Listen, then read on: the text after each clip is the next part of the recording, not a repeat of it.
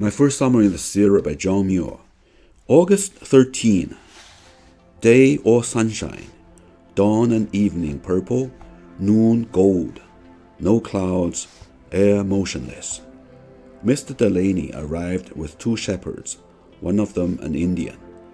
On his way up from the plains, he left some provisions at the Portuguese camp on Porcupine Creek near our old Yosemite camp, and I set out this morning with one of the pack animals to fetch them.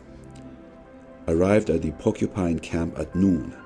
I might have returned to the Tulameen late in the evening, but concluded to stay overnight with the Portuguese shepherds at their pressing invitation.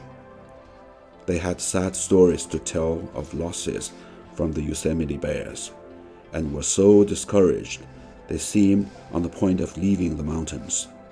For the bears came every night and helped themselves to one or several of the flock, in spite of all their efforts to keep them off.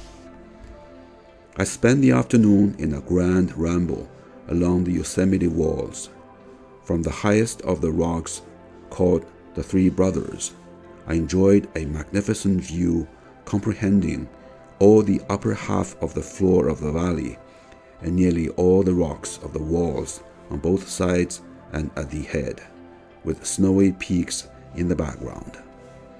Saw also the Vernal and Nevada Falls, a truly glorious picture, rocky strength and permanence combined with beauty of plants, frail and fine and evanescent. Water descending in thunder, and the same water gliding through meadows and groves in gentlest beauty. This standpoint is about 8,000 feet above the sea, or 4,000 feet above the floor of the valley, and every tree, though looking small and feathery, stands in admirable clearness, and the shadows they cast are as distinct in outline as if seen at a distance of a few yards. They appeared even more so. No words will ever describe the exquisite beauty and charm of this mountain park. Nature's landscape garden, at once tenderly beautiful and sublime. No wonder it draws nature lovers from all over the world. Glacial action, even on this lofty summit, is plainly displayed. Not only has all the lovely valley, now smiling in sunshine, been filled to the brim with ice, but it has been deeply overflowed. I visited our old Yosemite campground on the head of Indian Creek, and found it fairly padded and smoothed down with bear tracks. The bears had eaten all the sheep that were smothered in the corral, and some of the grand animals must have died, for Mr. Delaney, before leaving camp, put a large quantity of poison in the carcasses. All sheepmen carry strychnine to kill coyotes, bears, and panthers, though neither coyotes nor panthers are at all numerous in the upper mountains. The little dog-like wolves are far more numerous in the foothill region and on the plains, where they find a better supply of food. Saw only one panther track above 8,000 feet. On my return after sunset to the Portuguese camp, I found the shepherds greatly excited over the behavior of the bears that have learned to like mutton. They are getting worse and worse, they lamented, not willing to wait decently until after dark for their suppers. They come and kill and eat their fill in broad daylight. The evening before my arrival, when the 2 shepherds were leisurely driving the flock toward camp, half an hour before sunset, a hungry bear came out of the chaparral within a few yards of them and shuffled deliberately toward the flock. Portuguese Joe, who always carried a gun loaded with buckshot, fired excitedly, threw down his gun, fled to the nearest suitable tree, and climbed to a safe height without waiting to see the effect of his shot.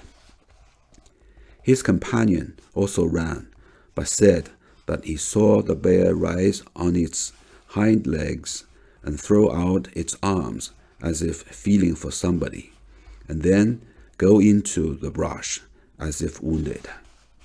At another of their camps in this neighborhood, a bear with 2 cubs attacked the flock before sunset. Just as they were approaching the corral, Joe promptly climbed a tree out of danger, while Anton, rebuking his companion for cowardice in abandoning his charge, said that he was not going to let bears eat up his sheep in daylight, and rushed toward the bears, shouting and setting his dog on them.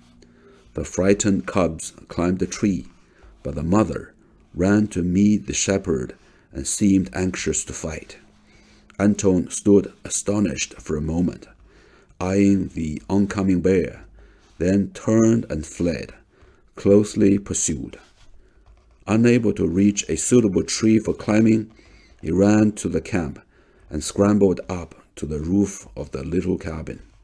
The bear followed, but did not climb to the roof, only stood glaring up at him for a few minutes, threatening him and holding him in mortal terror, then went to her cubs, called them down, went to the flock, caught a sheep for supper, and vanished in the brush. As soon as the bear left the cabin, the trembling Anton begged Joe to show him a good safe tree, up which he climbed like a sailor climbing a mast, and remained as long as he could hold on, the tree being almost branchless. After these disastrous experiences, the 2 shepherds chopped and gathered large piles of dry wood and made a ring of fire around the corral every night, while one with a gun kept watching from a comfortable stage built on a neighboring pine that commanded a view of the corral.